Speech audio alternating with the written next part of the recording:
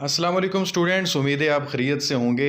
आज हमारा जो नेक्स्ट लेक्चर है अबाउट केमिस्ट्री, वो है चैप्टर 4 के नेक्स्ट हमने एमसीक्यूज़ को डिस्कस करना है। आपको पता है कि केमिस्ट्री के बोर्ड पेपर की प्रिपरेशन के लिए हमने एक सीरीज़ स्टार्ट की हुई है। कम्बिनेशन के अकॉर्डिंग हम वीडियोस अपलोड करते हैं यूट्यूब चैनल पे, और आपको बहुत थोड़े से मटेरियल में हम सिखाते हैं कि किस तरीके से आपने बहुत अच्छे नंबर हासिल कर सकते हैं। आप किस तरीके से आप बहुत अच्छे नंबर हासिल कर लेंगे इन जो है वो चीज़ों को यूज़ करते हुए, शॉर्ट क्वेश्चन, एमसीक्यूज़ और लॉन्ग क्वेश्चन जो कि हम आपको देते हैं। तो आज उसी सीरीज़ का जो नेक्स्ट क्वेश्चन है हमारे पास, वो है जी चैप्टर 4 के जो है वो हमारे पास एमसीक्यूज़ हैं, उनको हम डिस्कस करते हैं कौन कौन से एमसीक्यूज़ हैं जी।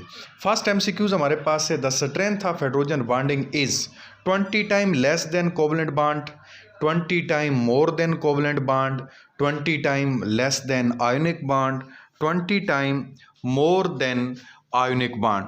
तो इनमें से जो भी ऑप्शन आपको बिल्कुल दुरुस्त नज़र आ रहा है, उस ऑप्शन को आपने सेलेक्ट करना है और मुझे कमेंट बॉक्स में बताना है कि कौन सा ऑप्शन बिल्कुल दुरुस्त है। और याद रखिएगा कि ये एमसीक्यूज़ जो कि मैं आपको करवा रहा हूँ, ये ना सिर्फ एफएससी के लिए बोर्ड पेपर की प्रिपरेशन के लिए, बल्कि आप लोग एंट्री टेस्ट के लेवल तक भी इन एमसीक्यूज़ को, इन प्रैक्टिस को, इससे फ़ायदा उठा सकते हैं। आप ये प्रैक्टिस कर सकते हैं। तो नेक्स्ट मेरे पास जो एमसीक्यूज़ है वो है, vapour pressure of a liquid depend upon the following. किस चीज़ पे वेपर प्रेशर जो है वो डिपेंड करता है? वेपर प्रेशर सरफेस एरिया और टेम्परेचर पे डिपेंड करता है, फर्स्ट ऑप्शन है। सेकंड ऑप्शन आपके पास है ह्यूमिडिटी पे डिपेंड करता है। थर्ड ऑप्शन है जी वॉल्यूम पे डिपेंड करता है। और फोर्थ ऑप्शन आपके पास है कि टेम्परेचर और आईएमएफ मीन के इंटर मालिक्यूलर फोर्सेस पे डिपेंड करता है। तो इन चारों में से भी कोई ऑप्शन आप सेलेक्ट करके अपना जो है वो आंसर कोड कर सकते हैं कमेंट बॉक्स में। एमसीक्यू नंबर 3 है, the distillation of a solution under reduce pressure is. जो डिस्टिलेशन अंडर रिड्यूस प्रेशर होती है वो कौन सी डिस्टिलेशन होती है? तो हम सिंपल पहला मैंने लिखा कि डिस्टिलेशन है, और उसके साथ साथ है जी फ्रैक्शनल डिस्टिलेशन, उसके बाद है वैक्यूम डिस्टिलेशन, उसके बाद है डिस्ट्रक्टिव डिस्टिलेशन। तो कौन सा ऑप्शन दुरुस्त है, आप लोग मुझे ये कमेंट बॉक्स के अंदर बताएंगे, और उससे मुझे पता चलेगा कि आप लोग कितना सीख रहे हैं और आप लोग किस लेवल पे इस टाइम मौजूद हैं। नेक्स्ट आपके पास जो एमसीक्यूज़ है वो है जी, if we provide very high amount of heat to a liquid its boiling point will. अगर हम किसी लिक्विड को बहुत हाई अमाउंट ऑफ हीट जो है वो प्रोवाइड कर देते हैं, तो उसका बॉइलिंग पॉइंट क्या करेगा? डिक्रीज़ होगा, कम होगा, या फिर ज़्यादा होगा, या फिर कांस्टेंट रहेगा, या फिर बॉइलिंग होगी ही नहीं। तो इसमें से कौन सा ऑप्शन आपको दुरुस्त लग रहा है, उसके आंसर आपने मुझे देने हैं जी।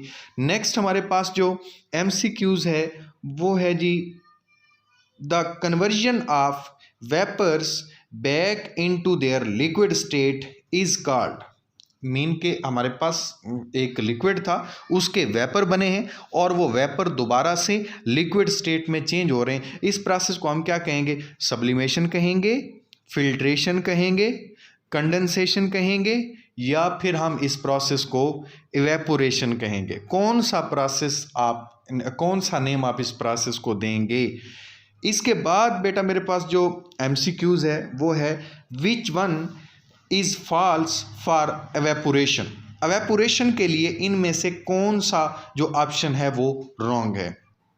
पहला आपके पास है सरफेस फिनोमेना होती है एवेपोरेशन, दूसरा आपके पास है कॉन्टिन्यूस प्रोसेस होता है ये वाला, और तीसरा आपके पास है एक्सोथर्मिक प्रोसेस होता है, चौथा ऑप्शन आपके पास है कॉजेज कूलिंग। इनमें से कौन सा एवेपोरेशन के लिए बेहतर नहीं है, उसके लिए दुरुस्त नहीं है, वो आपने सेलेक्ट करना है।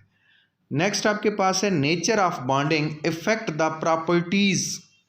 बॉन्डिंग की जो नेचर है, ionic bond, covalent bond, coordinate covalent bond, metallic bond, ये नेचर हैं, इनमें से जो कौन सी प्रॉपर्टी को वो जो है वो इफ़ेक्ट करती हैं? सॉल्युबिलिटी को इफ़ेक्ट करती हैं, या मेल्टिंग पॉइंट को इफ़ेक्ट करती हैं, या फिर वो रिएक्शन काइनेटिक्स को इफ़ेक्ट करती हैं, या फिर इन तीनों को इफ़ेक्ट करती हैं? जो आंसर आपको दुरुस्त लग रहा है वो आपने मेरे से कमेंट बॉक्स में शेयर करना है। उसके बाद एमसीक्यूज़ है, प्रोपानोन मीन के CH3 कार्बोनाइल CH3।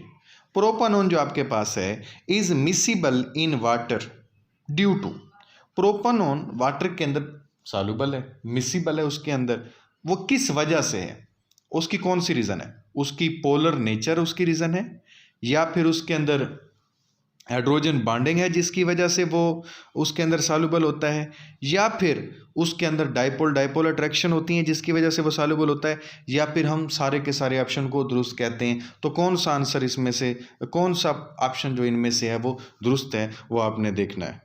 नेक्स्ट बेटा हमारे पास MCQs है।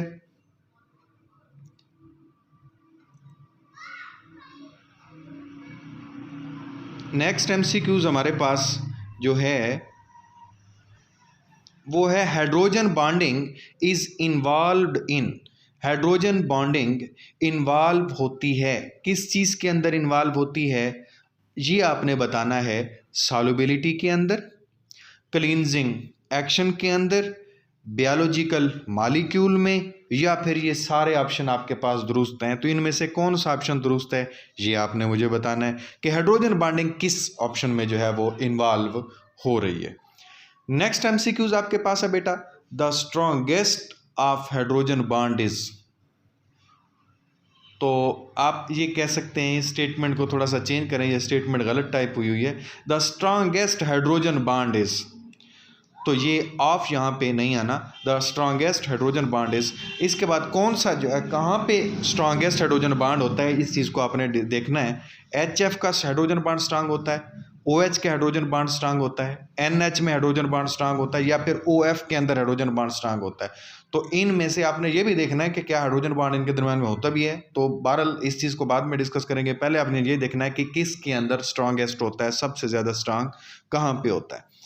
नेक्स्ट MCQs है आपके पास बेटा, lower alcohol are soluble in water because, जो लोअर अल्कोहल होते हैं वो वाटर के अंदर सॉल्युबल होते हैं, उसकी क्या रीज़न है, उनके अंदर हाइड्रोजन बॉन्डिंग होती है, ये रीज़न हो सकती है, उनके अंदर इंड्यूस्ड डाइपोल फोर्सेस होती हैं, ये रीज़न होती है, या उनके अंदर कोवलेंट बॉन्ड होता है उसकी ये रीज़न होती है, या फिर ये सारी रीज़न्स ही हैं जिनकी वजह से लोअर अल्कोहल जो हैं वो सॉल्युबल होते हैं वाटर के अंदर। तो आपने रीज़न मुझे कमेंट बॉक्स में ज़रूर बताने हैं। उसके बाद हमारे पास है जी, when ammonia is dissolved in water number of hydrogen bond formed by ammonia are, statement को गौर से समझना है आपने। वो कहता है कि जब अमोनिया वाटर के अंदर डिज़ाल्व होता है तो वहाँ पे जो हाइड्रोजन बॉन्ड बनते हैं, जिनकी फार्मेशन होती है वो कितने होते हैं, नंबर्स में वो कितने होते हैं, क्या वो एक हाइड्रोजन बॉन्ड होता है, या फिर 2 हाइड्रोजन बॉन्ड होते हैं, या फिर 3 हाइड्रोजन बॉन्ड होते हैं, या 4 हाइड्रोजन बॉन्ड होते हैं।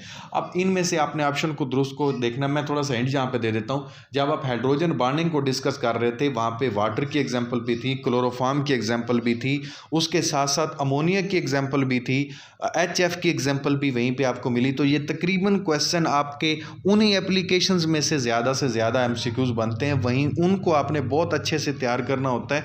तो ये बिल्कुल वहीं से ये स्टेटमेंट ली गई है कि when ammonia is dissolved in water number of hydrogen bond form by ammonia are, वो कितने नंबर ऑफ हाइड्रोजन बॉन्ड बनते हैं, 1 बनते हैं, 2 बनते हैं, आपके पास वो जो है वो 3 बनते हैं, 4 बनते हैं, कितने बनते हैं, तो उनको आपने क्या करना है, कमेंट बॉक्स में कोड करना है कि इतने यहाँ पे हाइड्रोजन बॉन्ड बनते हैं। अगर आपको लॉन्ग क्वेश्चन के हवाले से, इंपॉर्टेंट लॉन्ग क्वेश्चन के हवाले से, इंपॉर्टेंट शॉर्ट क्वेश्चन के हवाले से, इंपॉर्टेंट MCQs के हवाले से हमारी वीडियोज़ चाहिए हों तो मैं डिस्क्रिप्शन में तमाम वीडियोज़ के लिंक जो है वो ऐड कर देता हूँ। जो भी मेरे पास लेक्चर होता है उससे पहले जितनी भी वीडियोज़ मैं बना चुका होता हूँ उसके अंदर मेरी कोशिश होती है कि मैं तमाम वीडियोज़ उसके डिस्क्रिप्शन के अंदर तमाम वीडियोज़ के लिंक दे दिया करूँ, या फिर एक दूसरा मेथड भी आपके पास है कि आप प्लेलिस्ट से भी वो वीडियोज़ सुन सकते हैं, देख सकते हैं और उनसे अपनी तैयारी और बेहतर बना सकते हैं। हमारी वीडियोज़ बहुत ही शार्ट होती हैं, इसके लिए आपने ये करना होगा कि जब भी आप वीडियो देखेंगे तो आपने हाथ में जो है वो कलम रखना है, अपना रजिस्टर ओपन करके रखना है, ताकि कोई भी चीज़ अगर आपको सॉल्व करना पड़ रही है तो आप साथ में सॉल्व करते जाएं, ताकि वीडियो के बाद आपको ज़्यादा टाइम ना लगे कमेंट करने में।